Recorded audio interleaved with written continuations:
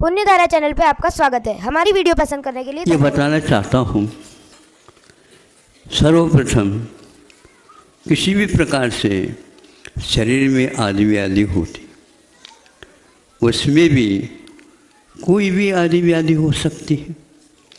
तो आजकल का एक लोकप्रिय आदि व्याधि है, क्या है महाराज? लोकप्रिय भी है। लोकप्रिय का अर्थ सबसे ज़्यादा उसका फैलाव है, और विश्व में सबसे ज़्यादा फैलाव इस भारत में है उसका। और आज तक विदेशियों ने आप लोगों से पैसा निकालने की अपेक्षा से, क्योंकि लोकप्रिय तो हो ही गए आपके यह रोग बिल्कुल ठीक होगा। क्या है वो लोग? जिसको एक प्रकार से मधुमेह बोलते हैं ना, हाँ, शुगर की बीमारी, डायबिटीज या इंग्लिश में, क्योंकि कुछ लोग तो हिंदी और वो जानते ही नहीं, क्या कर सकते हैं, और हमें इंग्लिश आती हैं, हम कैसे बताएं? फिर भी उनका ये प्रचार आज तक सुना हमने भी, क्योंकि 50 वर्ष से यह व्रत देना अपना काम तो होता, आते हैं इस प्रकार के देते हैं। अब उसमें एक डॉक्टर भी आए, जिस रोग की बात मैं कह रहा हूँ उस रोग से वो भी ग्रसित है, और वो दूसरे के लिए दवाई भी दे रहे हैं, और स्वयं के लिए वो विश्वास नहीं उसके ऊपर। पूछा हमने, क्यों महाराज? यह सिद्धांत है, इस रोगों में ये रोग बहुत दीर्घ न समझे, बहुत कालीन चिकित्सा अपेक्षित रखता है, इसलिए। और दूसरा यह पक्का है कि इसमें 2 घंटे 1.5 घंटे इत्यादि की बार आप भोजन करते रहिए, ताकि इसका नियंत्रण बना रहे। इसका इलाज तो है ही। अब ये बात तो हमें पहले से बांध दिया उन्होंने, किंतु एक लेख पढ़ा था, वह यह है, जापान में यह वैज्ञानिकों ने सिद्ध किया है, अनुभव किया, जैसे उनकी पद्धति होती है अनुभव की सिद्धि की। 10,000 व्यक्तियों के ऊपर इसका प्रयोग किया उन्होंने। अब इसके ऊपर विश्वास रखो या न रखो, उनका ये कहना है, उपवास के द्वारा यह शुगर की बीमारी नियंत्रण ही नहीं, ठीक हो जाती। अब हम आचार्य स्वामी समंतभद्र की ओर आते हैं, चूँकि रत्नगढ़ श्रावकाचार्य आप लोगों के लिए प्रिय है। हर एक श्रावक इसका आस्था के साथ अध्ययन करता है, और कथनचित वह अपने जीवन में इसका प्रयोग भी करता है, और घर में भी प्राय करके दादी इत्यादि के माध्यम से कथा अथवा यह रीति नीति सुनाई जाती है। अपने यहाँ 11 प्रतिमा में 2 प्रतिमाएँ ऐसी हैं। दूसरी प्रतिमा में 12 व्रतों का उल्लेख विवेचन मिलता, अलग रूप से शाम अपने संलेखना भी है, और कोई उसी में मिला करके 12 व्रतों में लेते हैं। अब उसमें दूसरी प्रतिमा में एक प्रोषद व्रत है, एक प्रतिमा में एक व्रत है प्रोषद व्रत, और चौथी प्रतिमा में जाकर के प्रोषद उपवास है, प्रोषदोपवास। पुनः यहाँ पर भी प्रोषद और वहाँ पर भी प्रोषद, ये क्या मामला है? ये मामला सही यह है, मान लो आपने अर्थशास्त्र लिया, अपना विषय बनाए, अब मान लीजिए उस वह 3 साल लग में पूर्ण हो जाता है, तो 12वीं के बाद 1 2 3 इसमें वह पूर्ण हो गया, स्नातक हो गया। पहले वर्ष में भी वही अर्थशास्त्र चल रहा था, दूसरे वर्ष में भी वही अर्थशास्त्र चल रहा है, और तीसरे में भी वही अर्थशास्त्र चलेगा। इसके आगे भी पूछो तो स्नातकोत्तर, पहला प्रथम वर्ष है, क्या है? स्नातकोत्तर का। फिर इसके उपरांत ये हो गया। फिर भी और यदि विकास चलना चाहते हो तो आप उसमें शोध प्रबंध लिख सकते हैं।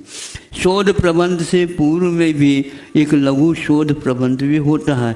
ये हाँ तो कहो तुम लोग, हमने सब सुनी बातें आपको कह रहा हूँ। आप लोग अध्येता हो, लेकिन उसकी भी लाज रखो। इतना पैसा खर्च किया। यह जिस प्रकार 12वीं के बाद से कितने हो गए गिनो नहीं उंगली से। अब बताओ तो कितने स्नातकोत्तर कितने वर्ष हो जाता है। हाँ, बहुत ये देखो पक्का हो गया। तो इसमें कोई अंतर है क्या? नहीं महाराज, बहुत अंतर है। अभी मैं सुने शोध प्रबंध, शोध प्रबंध के बाद भी और एक प्रबंध है। वो क्या है? वो मानर उपाधि मानी जाती है, ऐसा हमने सुना था। जो करते हो आपके सामने रख देता हूँ, जिसको डिलीट बोलते हैं आप, है ना। तो ये सब कक्षाएँ, उसकी कोई कक्षा नहीं होती, वह अंतरिक्ष में चलता है। उसका कक्ष ही ऐसा है। उसमें सुना था कि विशेष रूप से उसी विषय में जो कुछ भी बचा कुचा अथवा विदेश इत्यादि में भी उसकी क्या परंपरा है, उसके बारे में भी बहुत अवशिष्ट जो विषय है, जिसको सिद्धांत ग्रंथों में चूलिका बोलते हैं, पुनः उसी का विशेष विश्लेषण और शेष जो रह गया है विषय, उसको व्यवस्थित करके एक पुस्तिका का निर्माण किया जाता है। वह भी एक विषय है। तो यहाँ दो ही प्रतिमाओं में प्रोषद व्रत और प्रोषदोपवास कहा है। इसमें कोई अंतर है कि नहीं? दूसरी प्रतिमा वाला भी वही कर रहा है, तीसरी प्रतिमा वाला भी वही कर रहा है, चौथे में भी वही आ रहा है। तो हम ये कहते हैं या अर्थशास्त्र एक साल में जो पढ़ाया वही अगले साल में है क्या? अर्थशास्त्र तो है उसका नाम। उसी प्रकार हम पूछना चाहते हैं इसमें अंतर क्या रखा है। इसमें अंतर ये कह रहे हैं कि प्रोषद व्रत जो होता है उसमें आपको उसकी एक पूर्व रेखा, जिसको बोलते हैं रूपरेखा, वो बताई जाती है और अनिवार्यता नहीं रहती है उसको इस ढंग से रख करके। वह प्रथम वाला एकमात्र व्रत करके ही रहता है, आगे पीछे कुछ नहीं रहता। यदि अभ्यास के तौर पर करना चाहता है तो सप्तमी के दिन और नवमी के दिन भी एक आसन कर सकता है। इसको उन्होंने प्रोषद माना है। प्रोषद का अर्थ एक प्रकार से सकृत भुक्ति, सुन रहे हो? हाँ, यहाँ एक बार भोजन करना, वो भी कब? अष्टमी के दिन नहीं, किंतु नवमी और सप्तमी के दिन एक आसन करो, फिर इसके उपरांत बीच में उपवास रखो। हाँ, उसमें यदि चाहें एक आसन तो करना पक्का ही है, तो ये भी, और नवमी और सप्तमी में भी। अब यदि चाहें तो अष्टमी के दिन केवल पानी लेकर के भी आप कर सकते हो। ऐसे कहीं कहीं पर ध्वनियाँ निकलती हैं। ये क्यों कहा? यूँ कहा, इसलिए कहा कि इससे रोगों का निष्कासन भी जाइए। आज तो हमने धारणा कर ली। बुंदेलखंड में क्या कहते हो महाराज, आपने तो दी थी, आओ हमने दी थी, हम तो साक्षी हो रहे हैं किसी प्रकार से आपका ये रोग छूट जाए। अब वह पानी शुद्ध जल का पानी का लेता है, धारणा से ही पक्का कर लेता है। तो ये 3 दिन एक प्रकार से मिल करके आपका सब ठीक होती है। इसलिए वह जापान का उदाहरण हमने दे दिया। जापान,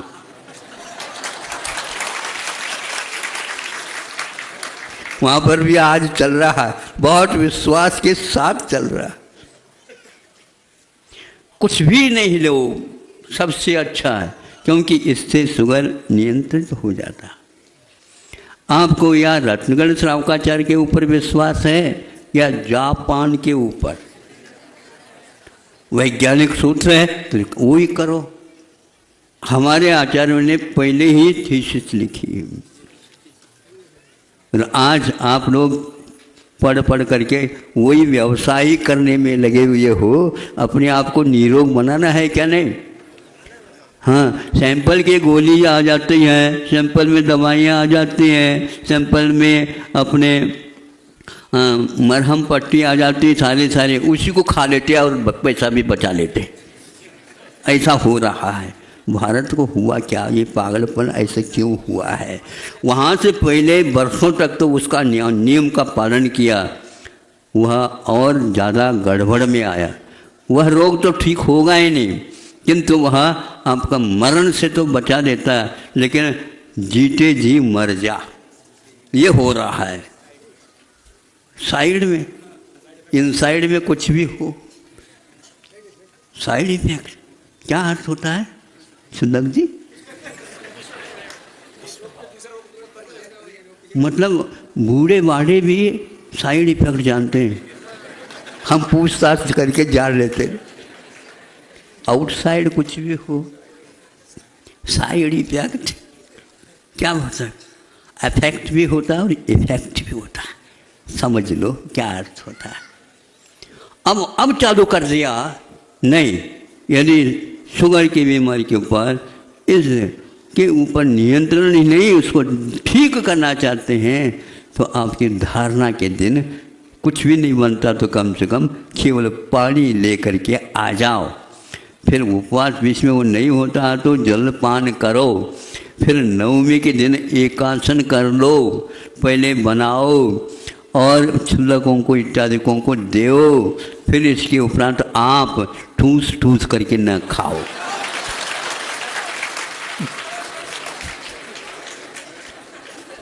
हमारी भाषा आपको समझ में आ रही? ओ, ये है भारत। अब यही दूसरी प्रतिमा चौथे में चले जाएंगे तो आपको सप्तमी के दिन एक आसन ही करना, और वह भी हल्का फुल्का, वह भी फुल्का कहने से पूरी नहीं, क्योंकि वो भी तो फूलती। हाँ, तो वो नहीं मिलेगा महाराज। नवमी के दिन भी कुछ नहीं मिलेगा, सप्तमी के दिन भी कुछ नहीं मिलेगा, और बीच में देवता आ गई, उपवासी देवता। कैसे उपवास करेंगे, शक्ति कैसे रहेगी? सब शक्ति बिल्कुल बढ़िया रही, जैसे शास्त्रोक्त लिखा उसके अंदर करेंगे, पक्का है। इसलिए शास्त्र के ऊपर रखोगे विश्वास तो सम्यक दर्शन साथ चलेगा। और दूसरी प्रतिमा की असंख्यात गुणी निर्जरा ज़्यादा चलेगी। नहीं समझे? जिन्होंने इस व्रत को अंगीकार नहीं किया, उसके ऊपर बैठने का आपको सौभाग्य मिलेगा। क्या चाहते हो? ताली बजाना तो चाहते हो, लेकिन इसमें से क्या चाहते हो? इस प्रकार जलोपवास को भी उन्होंने, जहाँ तक मुझे स्मरण में आ रहा कि चारित्र संहिता में ये लिखा हुआ, जलोपवास को भी इसलिए जल अपने आप में आहार में नहीं आता, और उसको पेय नहीं, पेय तो दूध भी है और रस है, मठा है, आदि आदि पेय में आ जाते हैं, लेकिन जल पेय में नहीं आता। जो कुछ खाया पिया है उसको पचाने में अपना योगदान देता है, आपके नेत्र की ज्योति को सुरक्षित रखता है, और बीच में जो आपके भीतर जो घुस करके बैठी है सेना और आपके ऊपर राज सत्ता चलाना चाहती है, कान पकड़ करके वह बाहर निकाल लेता है। लेकिन यदि मान लो भोजन आपने अति कर लिए तो वह पानी आपके लिए पूरा काम नहीं कर पाएगा। तो क्या होगा? भगोनी में आपने ये खिचड़ी बनाने के लिए रख दिया, ऊपर तसरी भी ढक दिया और नीचे से आग भी लगा दी। बहू आकर के थोड़ी सी आग को और तेज कर दी, और क्या हो गया? जल्दी जल्दी आप जा कर के बाहर बैठे थे, दृष्टि तो उसी ओर थी, खिचड़ी बन रही है, और उसी में से